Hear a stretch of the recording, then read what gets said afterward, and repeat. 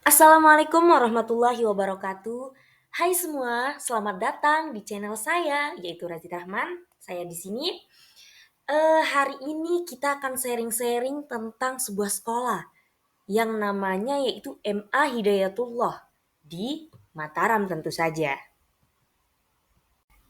Nah, sebelum itu bagaimana jika kalian mengenal saya terlebih dahulu? Maksudnya setidaknya kalian mengetahui nama saya siapa. Sebenarnya nama saya dengan channel saya sama. Nama saya adalah Razita Rahman.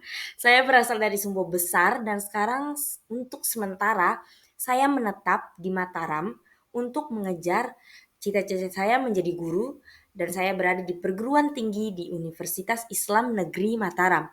Jurusan yang saya ampu yaitu PAI, Pendidikan Agama Islam.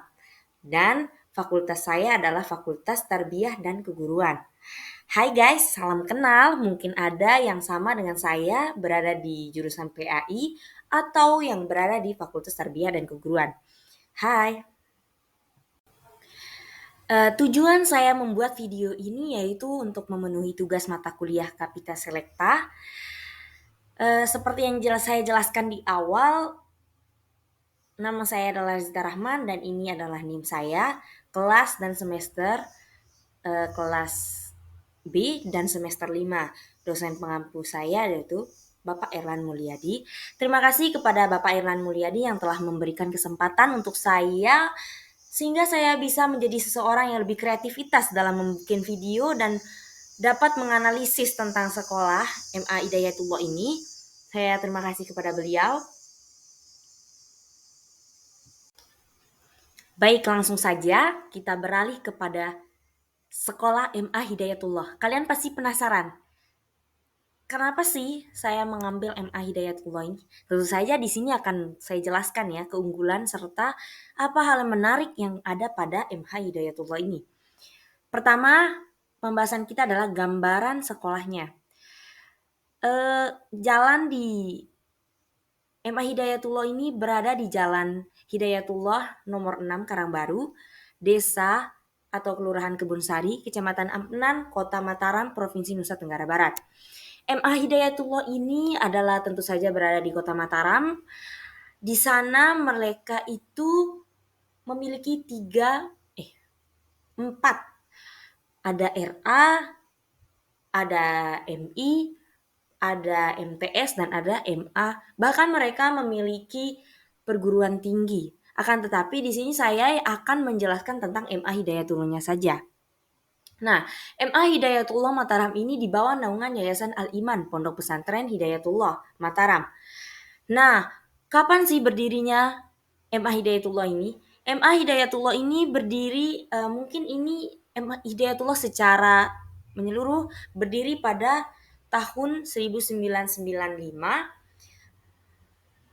Mereka ini hadir untuk menawarkan solusi pendidikan pesantren alternatif dengan konsep integral dan model pembelajaran sistem berasrama atau boarding school.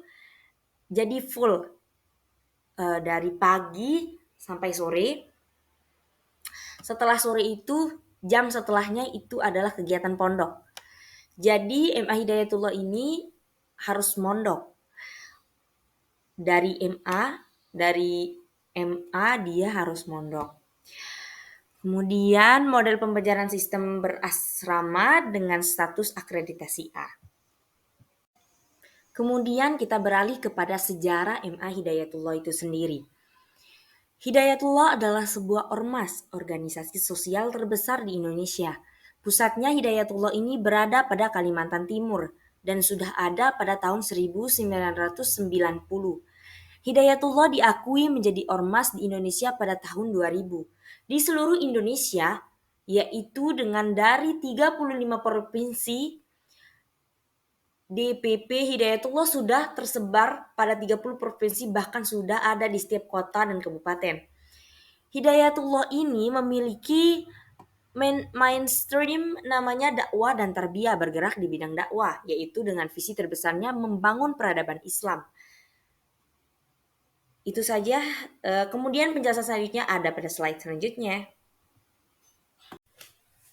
Pendidikan integral Hidayatullah ini menangkap dua sistem, yaitu pendidikan berbasis tauhid, mulai dari RA sampai perguruan tinggi. RA, MI, MTS, MA, sampai perguruan tinggi.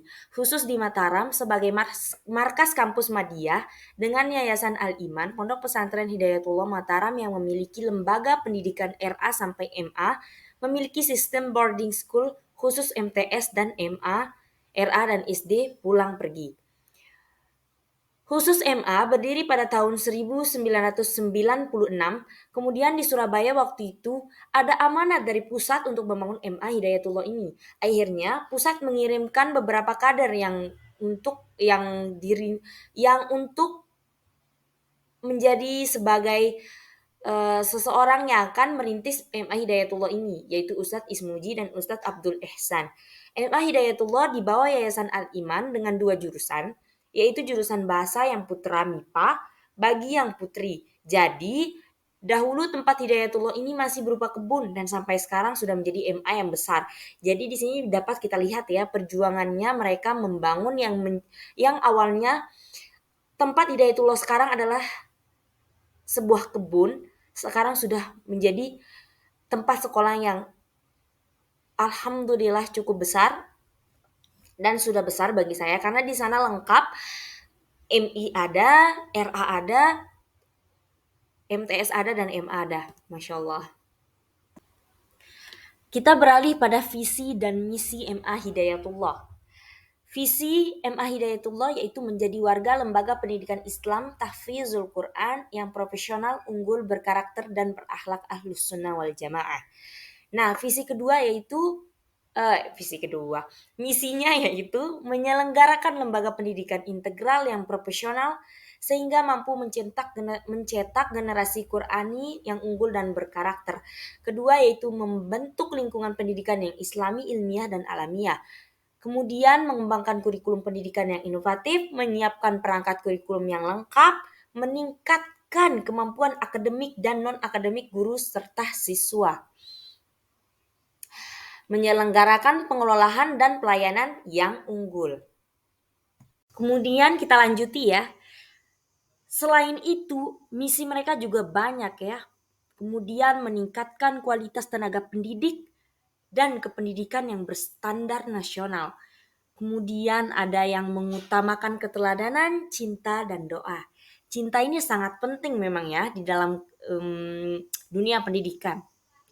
Mengembangkan networking dengan lembaga pemerintah dan swasta dan luar negeri untuk mengembangkan pendidikan dan pembelajaran, serta mewujudkan pengelolaan organisasi madrasah yang berstandar nasional. Itulah visi misi dari MA Hidayatullah ini. Kita beralih pada kondisi sekolah. Jadi Hidayatullah ini memiliki jumlah kelas SD ada 24 kelas, sedangkan MA dan MTS sama-sama memiliki 6 kelas yang terdiri dari 3 kelas untuk laki-laki dan 3 kelas perempuan.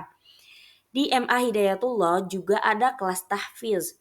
Sistem pelajaran yang digunakan seperti orang formal seperti biasanya atau umum. Jam 8, jam 12.20 sampai jam 12.20 ada mata pelajaran umum. Lainnya seperti matematika, bahasa Inggris, dan lain-lainnya.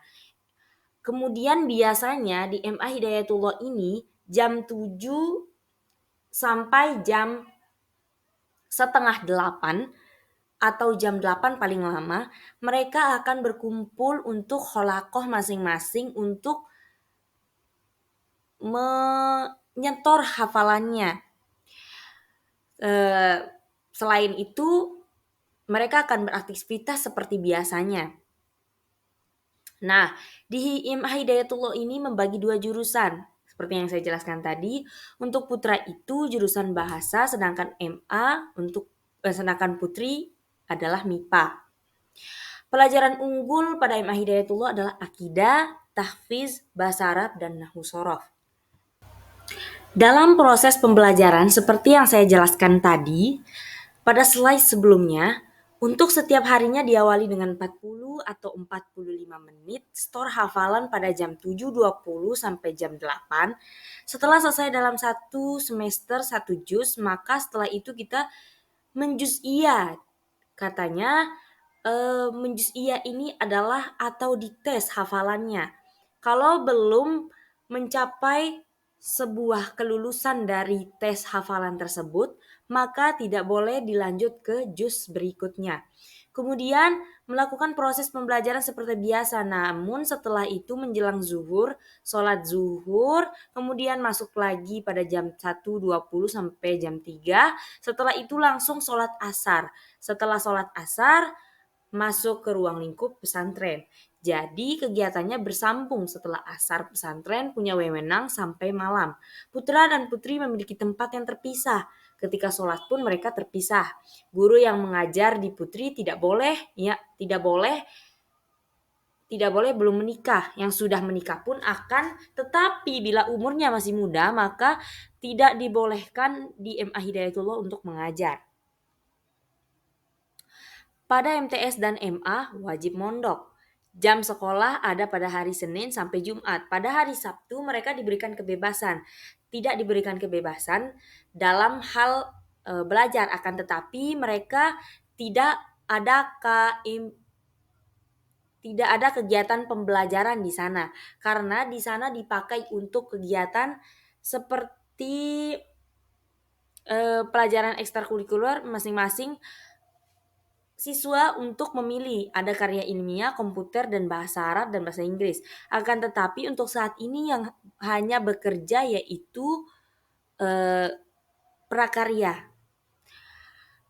Kemenak meluncurkan program tentang ujian minat model asesmen bakat dan minat online menggunakan CBT, akan tetapi MA Hidayatullah untuk tahun ini tidak mengambilnya. Jika ingin mengajar di MA Hidayatullah ini, maka ada 2 jalur yang harus diikuti. Yang pertama yaitu jalur yayasan, yaitu membuka jalur oprek guru dan jalur madrasah mencari guru. Adanya guru honor, akan tetapi tidak memiliki keterkaitan dengan yayasan dan tidak ada kenaikan jabatan. Mereka digaji sesuai dengan jam pulang kerja. Jika ingin menjadi guru tetap, maka harus ke yayasan langsung, kemudian pengajuan ke Kemenak.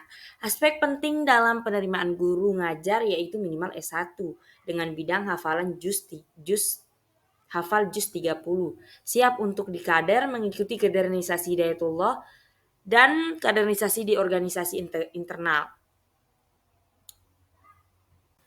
Nah, ini yang kita tunggu-tunggu, apa sih keunggulan dari MA Hidayatullah ini? MA Hidayatullah mengangkat program untuk tahun ini yaitu mahir dalam membaca kitab. Mahir dalam membaca kitab ini menjadi fokus mereka atau program mereka untuk tahun ini. Kurikulum PAI pada MA Hidayatullah ini menggunakan materi yang referensinya dari kitab. Ada seperti kitab fikih, akidah akhlak, Al-Quran dan hadis. Mereka memiliki kitab-kitab masing-masing untuk menjadi panduan pembelajaran mereka. Nah, pada tahun lalu program unggulan yang mereka jalani adalah tahfizul Quran dengan 15 juz dalam 3 tahun. Jadi 1 tahun per 5 juz. Nah, akhir ini karena dikarenakan program mereka ini yang fokusnya ke tahfiz saja, akhirnya MA Hidayatullah ini merasa bahwa tidak ada kefokusan di antara materi-materi pembelajaran yang lain. Kemudian mereka mengurangi sedikit program tahfiz ini menjadi 5 juz per 3 tahun. Jadinya pada kelas 1 SMA itu 2 juz, kemudian pada kelas 2 SMA 2 juz, dan akhirnya pada kelas 3 SMA itu 1 juz. Selain itu ada juga keunggulan yang lain. Salah satunya yaitu sistem boarding school yang berasrama, kurikulum terintegrasi berbasis tauhid dengan memadukan kurikulum Kemenak dengan kurikulum pesantren diniyah, kemudian metodologi pembelajaran menyenangkan, active learning dan quantum learning, menitik beratkan pada life skill. Kemudian ada juga berbasis multiple intelligence. Kemudian ada juga pengembangan kepribadian Islami yang sangat ketat. Kemudian MA Hidayatullah ini juga mempunyai naungan pesantren Hidayatullah yang mempunyai jaringan di seluruh Indonesia. Kemudian ada fasilitas yang ada pada MA Hidayatullah yaitu lingkungan yang islami, bersih, masjid yang bersih, halaman utama, gedung sekolah, asrama santri, ruang laboratorium, ruang perpustakaan, kantor sekolah, lapangan olahraga, kamar mandi. Kemudian mereka juga mempunyai program unggul yaitu tahfiz Al-Quran minimal 15 juz, tapi sekarang sudah dikurang minimal 5 juz. Tahsin dan tilawah, hafal hadis arba'in, lalu mampu berbahasa Arab dan mampu membaca kitab terampil dalam Selain itu, mereka juga memiliki ekstrakurikuler. Pertama yaitu bela diri atau disebut juga tapak suci. Kemudian ada juga kepanduan atau kepramukaan yang besar, yang berasal dari tentu saja pada Hidayatullah ya, organisasi sosial pada Hidayatullah. Di sana eh, kepramukaannya mereka sudah besar. Kemudian ada output mampu pertama itu mampu menyelesaikan target hafalan. Output dari siswa yang lulusan dari MA Hidayatullah ini harus mampu menyelesaikan target hafalan Al-Quran, hadis-hadis pilihan, dan mampu membaca kitab-kitab berbahasa Arab.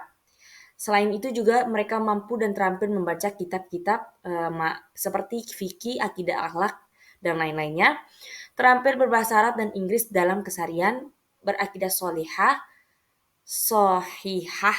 yang berakidah yang benar, beribadah dengan benar, berakhlak mulia, memiliki basic leadership.